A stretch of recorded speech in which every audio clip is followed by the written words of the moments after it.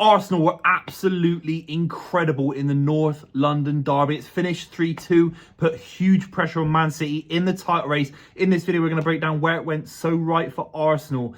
Spurs as well, it was embarrassing at points. And of course, where it leads the Premier League title race. If you're new to the channel, make sure you subscribe. Would really appreciate it. Let's just start off in chronological order. What can I say? I think Arteta got the starting lineups absolutely spot on. I sit here and say, I think if Arsenal don't win the league this season, I think they've got a fantastic chance to do it. If they don't, I think they'll be really frustrated about not bringing Thomas Partey back into the fold a little bit earlier. Obviously, there are factors where you can think about injuries, and sometimes players take a little bit longer to get back into the groove of things, no question about it. But Thomas Partey in this game absolutely bullied Spurs' midfield. Spurs today had this kind of double pivot of Højbjerg, of Bentancur, and Partey kind of did both of their roles to a higher level, and he was only one player versus the two. He was absolutely incredible. He had a great game in the same fixture last year as well. That's the first observation for me. Sticking Partey in midfield, not messing around with Jorginho or Havertz, having that power, having that base, having that sturdiness, going into what is a crazy few weeks for Arsenal to put maximum pressure on City. And I think Arteta will kick himself if he didn't maybe if he had the ability to start Partey in a few more games slightly earlier on into the trajectory of Arsenal this season. That's just a small comment that I'd make, because I thought he was absolutely exceptional in this game against Spurs. Let's start off with the first goal. Bukayo Saka gets a corner. It doesn't really beat the first man. It's at head height. And Højbjerg, who isn't goal side, I think it's Tomiyasu. I might be wrong about that, but at least he's not goal side of the Arsenal player that he's marking. And his body shape, so wrong.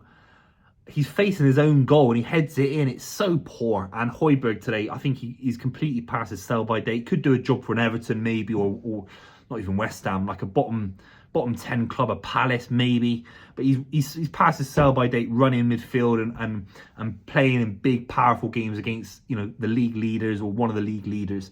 I think he's way past it. It was a really poor goal from that point of view. But Arsenal did everything right in the first half. They put maximum pressure on. Look, in the amount of content you would have watched about the North London derby, even from Sky, the amount of times they would have said even a bad Spurs side can get a result against Arsenal and vice versa. So I think Arsenal in the first half blowing Spurs away, creating a buffer where there was no room for error, because Spurs found a little bit of energy in the second half. The way Arsenal went about their application in the first half with intensity, trying to make it 2, 3, 4 and 5, then I think they've got to be applauded for how good they were in the first half, kind of winning the game in the first half.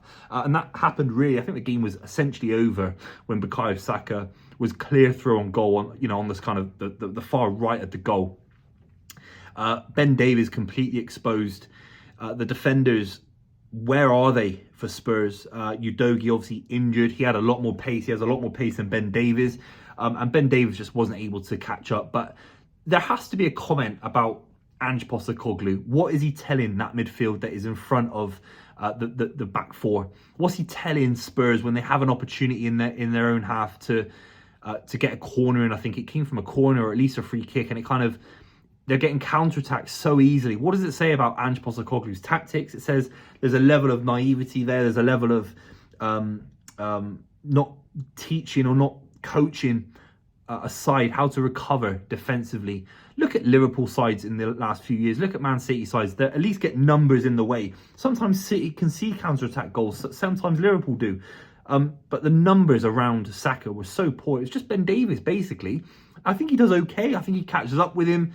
I think he tries to show him down a little bit, and he just gets turned so easily because of his lack of pace that he kind of has no ability to show him down on his right side, in my opinion.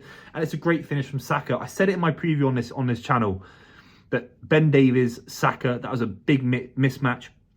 Nothing you can do if you're Spurs manager except offer more protection to the vulnerability. Pedro Porro didn't really get beaten by Trossard too many times today. You don't need to protect him. And Bentancur at points was playing more on that side. Why can't Højbjerg, why can't Timo Werner offer more protection on that side for the second goal? That'd be a frustration if I was a Spurs fan.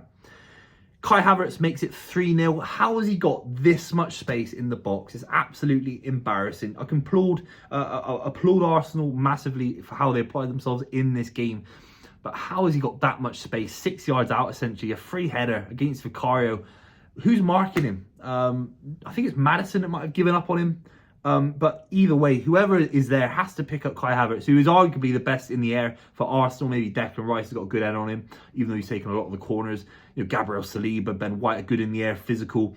Ben White absolutely bullying Vicario at points, absolutely twisting him inside and out. At one point, pulling his gloves apart and kind of taking the piss out of him that way. It's embarrassing, really, that Spurs got kind of manhandled at points by Arsenal. And look, the gloves thing's like a little moment. Footballers do it to each other all the time.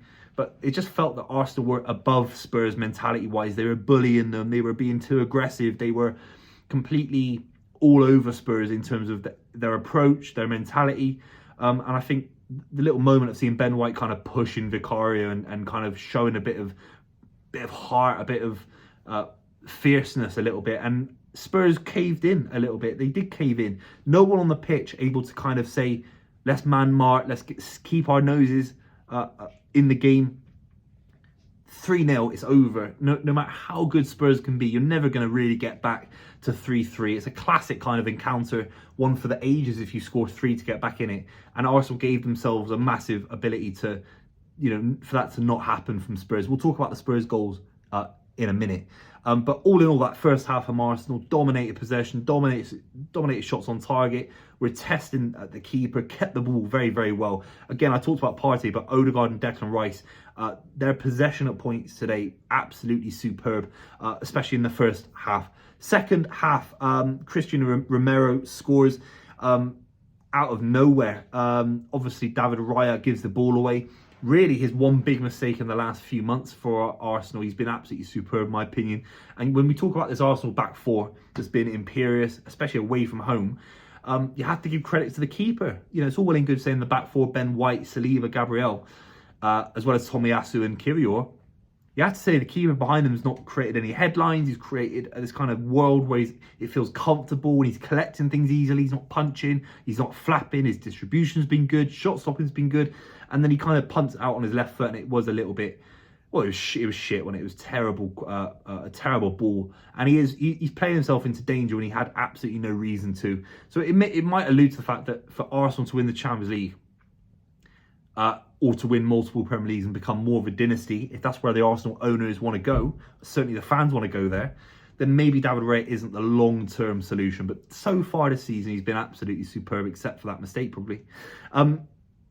Son scores a penalty. Declan Rice boots, I think it's Richarlison, or no, James Maddison, boots someone in the balls. Nearly loses his right to have children. And it's a great penalty from Son into the top left of the net. You never felt, despite those two moments, that even though Spurs put pressure on, they had a couple of chances, it never felt like Spurs were ever able to link up play. The two goals came from two Arsenal mistakes, unforced errors, really. And that's not to give, that's not to take away from Spurs scoring those chances in the first place. But there's a moment where it could have been 3-3. Richarlison gets it, gives it off to, is it James Maddison? It might be. And the ball back to Richarlison was so poor. It was overhit. You just think that their build-up play in open play was so poor today, Spurs. Spurs didn't deserve a 3-3 draw. No way. 3-2 makes it look very, very kind. But in reality, Arsenal could have made it 4 or 5-0. Very interesting stat. I mean, in the second half, Arsenal gave up so much possession that by the end of the game, they had less possession in this game than Spurs. So it really alludes to this idea that Arsenal, when they need to be, can be pragmatic. They're not too hung up on their belief to kind of keep the ball and kind of have these kind of possession games going. They're not too hung up on any philosophical approach they might have to the game. They're pragmatic. They defend resolutely. And I thought Tomiyasu had a very, very good game today. Kept Kulusevski very, very quiet. Brennan Johnson came on. Timo Werner was shocking. Son didn't do anything in the game. Let's be honest. Take away the analysis of the goals. Just take it from a kind of everything else except the goals, the kind of the play and the chances and the movement. Arsenal weren't ever stressed. Arsenal weren't ever running backwards. And Arsenal have been able to put massive pressure on Man City with a huge win. A lot of people thought this was the hardest game Arsenal now have until the end of the season. Obviously, Man United come. Let me know in the comments what you think. What is the hardest game of the season? But for Arsenal, maybe before this game. But for me, this was the hardest game of the season. I think they're going to smash Man United in a big, big way. And they've put massive pressure on Man City, obviously playing Nottingham Forest. And Nottingham Forest, upon recording this, have had some big chances. Thanks very much for watching. If you're new to the channel, make sure you subscribe. Would really appreciate it. Let me know what you think about Arsenal. It was a huge win, 3-2. Very flattering to Tottenham Hotspur, in my opinion. And I'll see you very, very soon.